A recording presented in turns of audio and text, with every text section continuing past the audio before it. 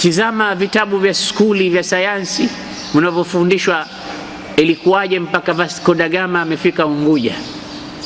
Kisha unatupa mara nyingine history ya uongo. Vasco da Gama si tunavyojua katika historia ya Kiislamu hakuja isipokuwa kwa ajili ya kuja kuufunga kamba Uislamu katika koo yake na kuumaliza. Na hiyo ndo report alokwenda kuipeleka huko. Alipofika akasema Uislamu ni kama mtu ambaye nishamtia kamba katika shingo yake, sasa nimekuachieni nyie mvurute tu. Kaja mpaka hapa katika Afrika hii, amezunguka kote, amezunguka na pwani yote ilikuwa ndio ukanda huu wa Uislamu tuliopatikana, amepita Vasco da Gama. Hawa ni watu ambao malengo yao yalikuwa ni maarufu. Ukienda kule shule na kufundisha historia za uongo ambazo ukweli ni mchache, na sisi tunaamini tu kila tunachoambiwa, tunaamini. Lakini sisi tuna history zetu na tuna karama na tuna mambo ambayo tumefundishwa tunayajua. Sisi tunajua vizuri kwamba Vasco da Gama hakuwa isipokuwa ni mmoja katika mubashirin, yani watu ambao ni wamishonari kwa ajili ya kuja kuleta umishonari katika ardhi ambazo kuna Waislamu, na walilifanya hilo. Lakini walillahi alhamdu mpaka leo Uislamu bado unang'ara katika visiwa hivi. Na mpaka leo mikakati hiyo ipo. Bado mpaka sasa watu wakiona Unguja bado unaambiwa 99.9009% ni Waislamu. Bado wasiokuwa Waislamu na maadui ya Kiislamu, hili linawafanya wanaumia katika nyoyo zao. Sasa hivi watu wengi sana wanapelekwa kusoma Uislamu ambao sio Waislamu, kwa lengo sio la kuja kufundisha Uislamu, kuja kuvuruga Uislamu. Hiyo ndo fikra ya pekee ambayo leo inafanya kazi kwa watu wasiokuwa Waislamu na maadui wa Kiislamu, kwamba mkitaka kuweza Uislamu msiwaite watu katika Ukristo, katika Unasara. Nendeni mkausome Uislamu wao. Katika aya za Qur'ani kuna aya zinaitwa mutashabihat, kuna aya ambazo kwamba zinaitwa zinafanana, kuna qat'iyya thubut, kuna dhanniya thubut. Na hizo ni aya qat'iyya thubut ni aya chache tu katika Qur'an, na huo ndio Uislamu wote, na ndio amri na makatazo. Kuna dhanniya thubut na kuna mutashabihat. Kwa hiyo Wakristo au Mayahudi wanazisoma hizi aya, kisha lengo lao ni tashkiki almuslimin, ni kuwatia shaka Waislamu katika aya hizo za Qur'an. Mbona Mungu wenu hapa kasema hivi? Sasa wale Waislamu ambao hawataki kuisoma Qur'ani ndio wao wanachukuliwa kama machungwa au mapera, wanatiwa kikapuni, wanapelekwa kwenda sambamba na fikra zao hizo. Hawako katika Uislamu wala hawako katika Ukristo, hawajulikani wako katika dini gani, kwa sababu wako mbali na Qur'an. Wewe mzazi, ikiwa mtoto wako anasoma katika chuo, kitilie nguvu chuo kile kwa kumpa support huyu mwalimu. Hawa walimu wa madrasa hawa wanaosomesha watoto hawa, tuwape matajiri, tuwafadhili, tuwajengee vyuo, tuwajengee misingi imara ya dunia yao, wapate kusomesha vizuri. Imam Shabi anasema siku moja amekaa darasani anadarsisha, amekuja kijakazi wake wa nyumbani, mfanyikazi wake, maid wake, amekuja nyumbani msikitini, amemfuata mpaka msikitini, katumwa na mkewe nyumbani.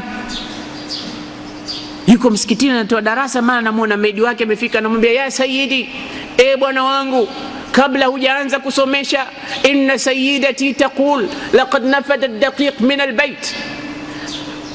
Mkeo ambaye ndo bosi wangu nyumbani anasema unga umekwisha. Kabla hujaanza kusomesha ulijue mapema hilo, sio kafika nyumbani ukakuta hakuna kitu kapiga kelele. Shabi akasema wallahi laqad ansaytini mas'alatan kuntu a'dadtuha li haula.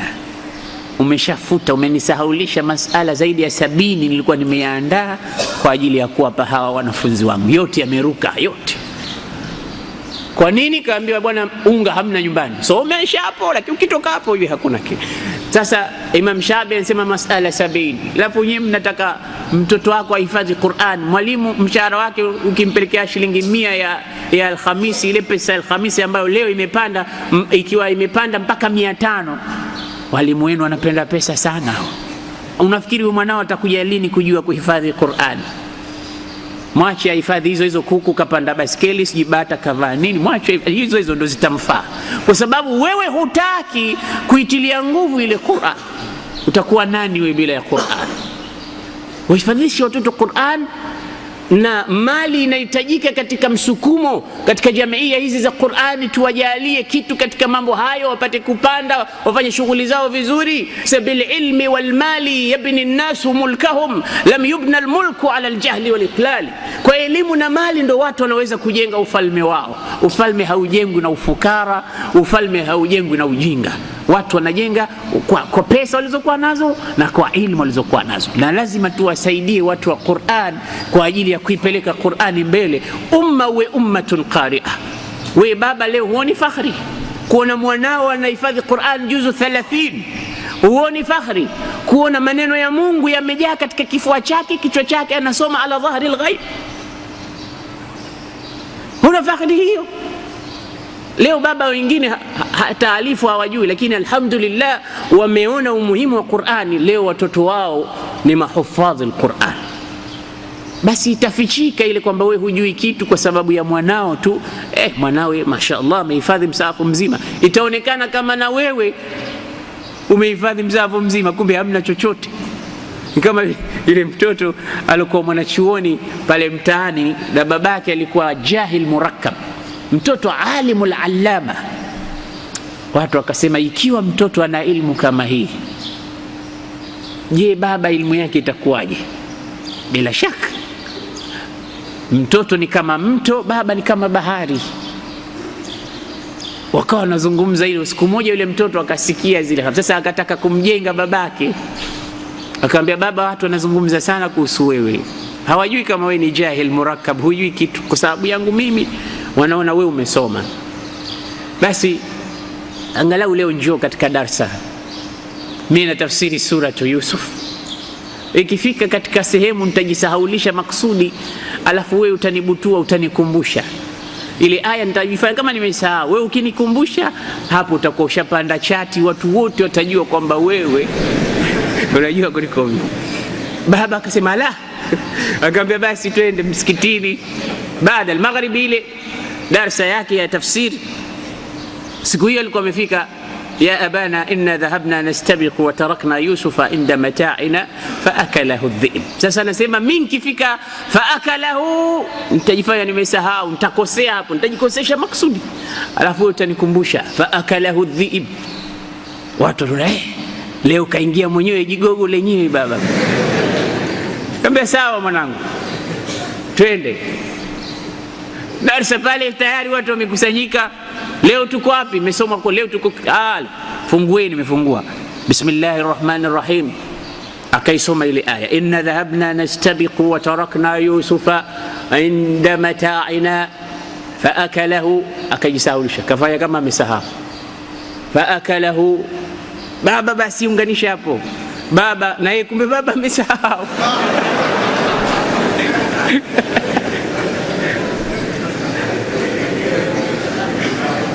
Na bora angesahau moja kwa moja, lakini katamka kilima kingine mbali na ile Qur'an.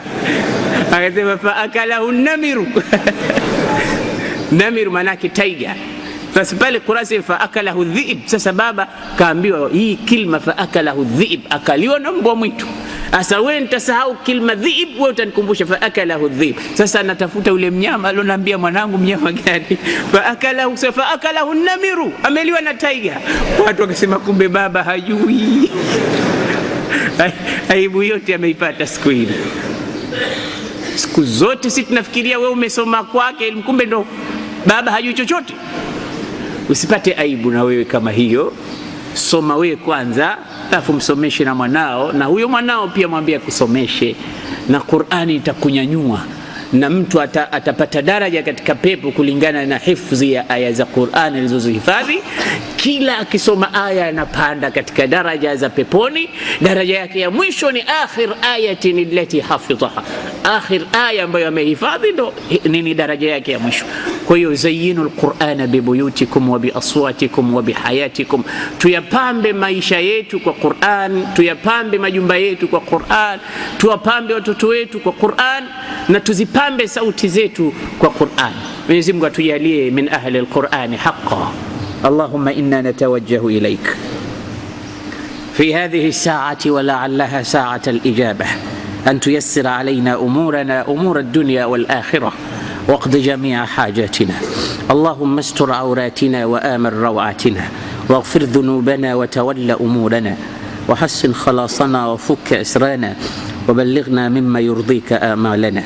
اختم لنا بالباقيات الصالحات أعمارنا. ربنا أرنا الحق حقا وارزقنا اتباعه، وأرنا الحق حقا وارزقنا ربنا أرنا الحق حقا وارزقنا اتباعه، وأرنا الباطل باطلا وارزقنا اجتنابه، برحمتك يا أرحم الراحمين. بفضل سبحان ربك رب العزة عما يصفون، وسلام على المرسلين، والحمد لله.